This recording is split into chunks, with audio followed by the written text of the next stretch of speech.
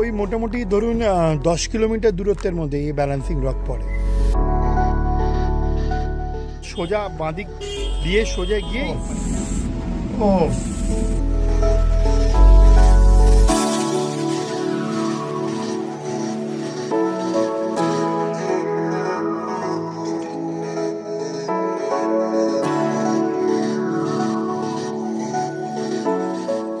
ওই পার থেকে ভেড়াঘাট এবং মার্বেল রক দেখার জন্য মার্বেল পাথরের পাহাড়কে কেটে নর্মদা গিয়ে অমৃত মনে হচ্ছে সত্যি। ফলে দাম কত জানায়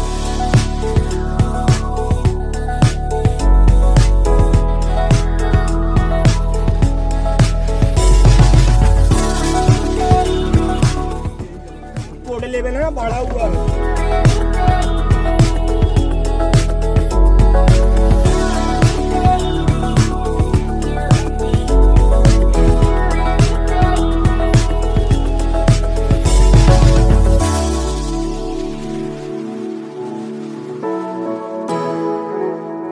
মর্নিং এভরিওয়ান। গতকাল রাতে আমরা ভোপাল ছেড়ে আজ সকালবেলা জবলপুর এসে পৌঁছেছি। এখন জবলপুর স্টেশনের ওয়েটিং রুমে আছি। ফ্রেশ ট্রেশ হয়ে নিয়ে ক্লোক রুমে আমাদের যা ব্যাগেজ আছে সেগুলো রেখে দিয়ে তারপর ঘুরতে বেরোবো।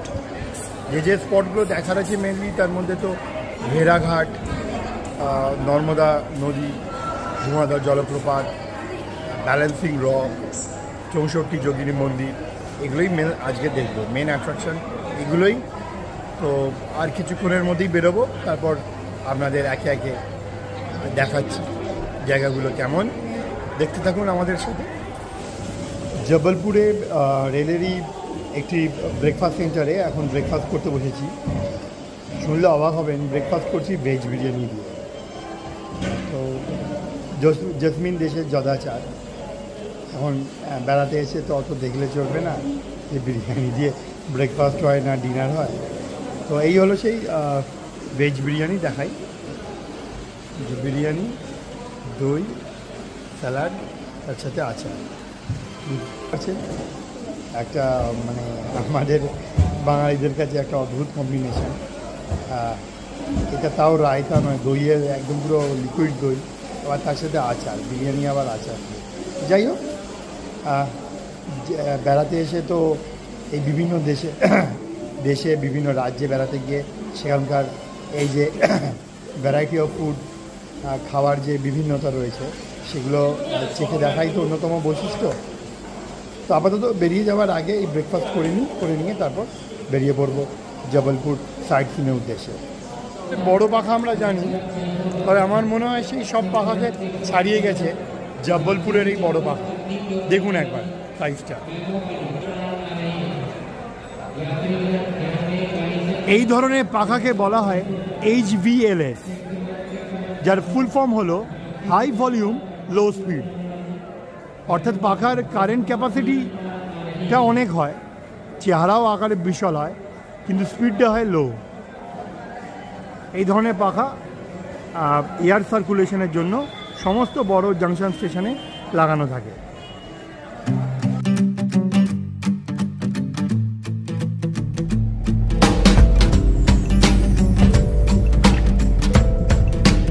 জবলপুর স্টেশন থেকে ওই মোটামুটি ধরুন 10 কিলোমিটার দূরত্বের মধ্যে এই ব্যালেন্সিং রক পড়ে। ব্যালেন্সিং রকের এই হলো আপনি মেন রোডের ওপরই পড়ে, জায়গাটা ফাঁকা এবং গোটা জায়গাটা জুড়েই দেখুন এরকম অজস্র বড় বড় বোল্ডার পড়ে রয়েছে। তবে তাদের মধ্যে যিনি হিরো তিনি হলেন এই ব্যালেন্সিং রক।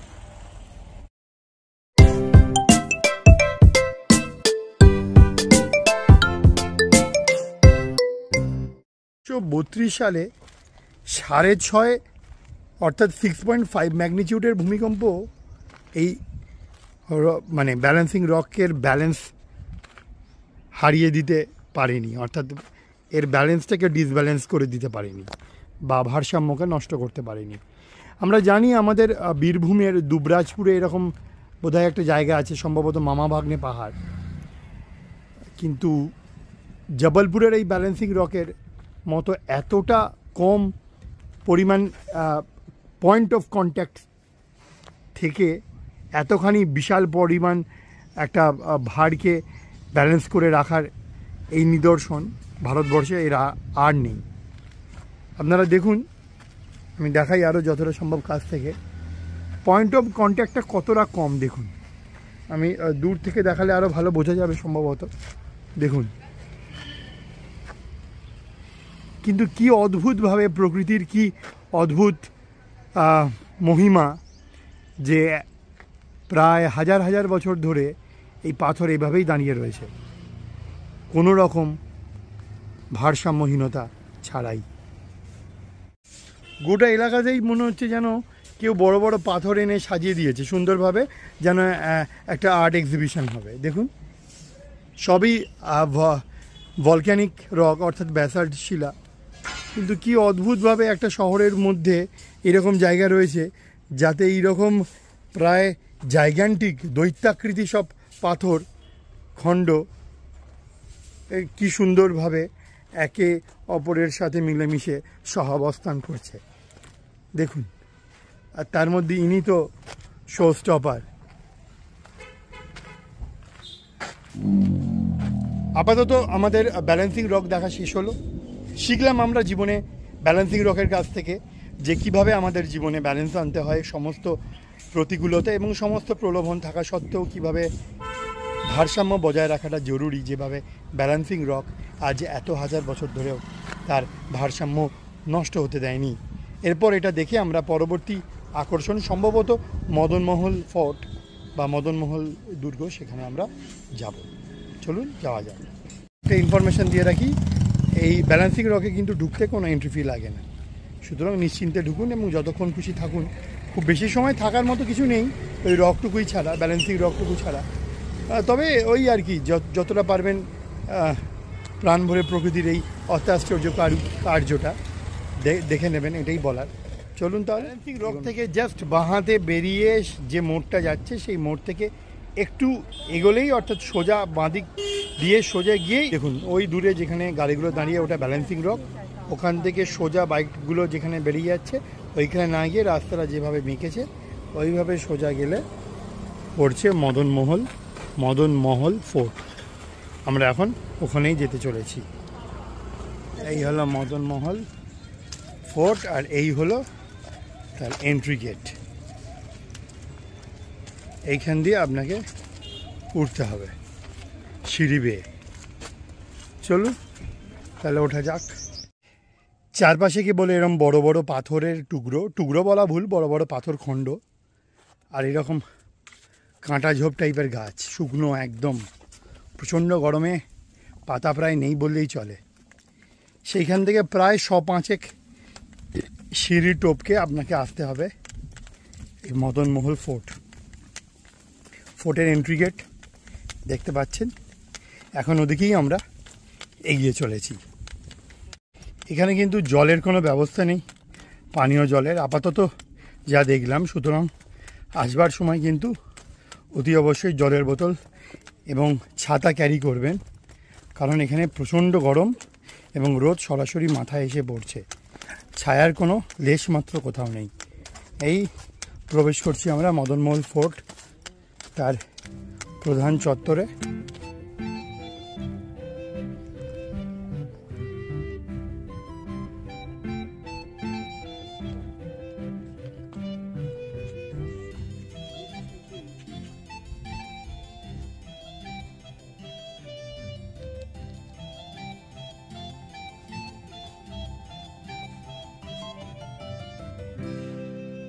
দূরে দেখুন জব্বলপুর শহর দেখা যাচ্ছে, জব্বলপুর শহরের সীমারেখা, দূরে পাহাড়, জনবসতি এবং কি অদ্ভুত দেখুন চারপাশে এরকম বড় বড় পাথরের বন, যেন মনে হচ্ছে এরকম বড় বড় প্রস্তরখণ্ডের এটি বোধহয় একমাত্র অভয়ারণ্য। দেখুন যেদিকে তাকাবেন কেবল সেখানে এরকম বড় বড় পাথর, অদ্ভুত জায়গা। সত্যি কথা বলতে কি একদমই কিছু দেখার নেই এখানে, শুধু ভাঙা খণ্ডহর কেল্লার কিছু অংশ পড়ে রয়েছে, তাও সেগুলো খুব বেশি আকর্ষণীয় না। ব্যাস এটুকুই। এই নিয়েই মদন মহল কেল্লা।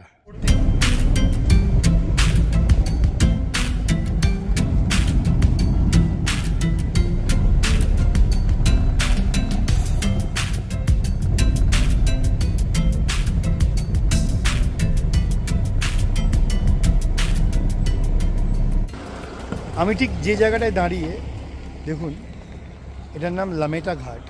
জবলপুর থেকে বেশ কিছুটা দূরে, ওই ধোঁয়াদার ফলসের কাছে যেতে হয়। এখন এখানে ওভারব্রিজের কাজ চলছে। এই যে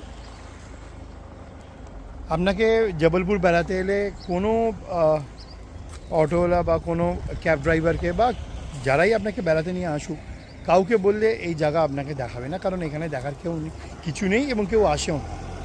কিন্তু আর্কিওলজিস্টদের কাছে এই জায়গাটার গুরুত্ব অসীম। কেন? 19 শতকের ওই 1830 থেকে 1840 সালের মধ্যে ব্রিটিশরা এখান থেকেই প্রথম, পার্টিকুলার এই লামেটা ঘাট এরিয়া থেকেই প্রথম ডাইনোসরের ফসিল পায়।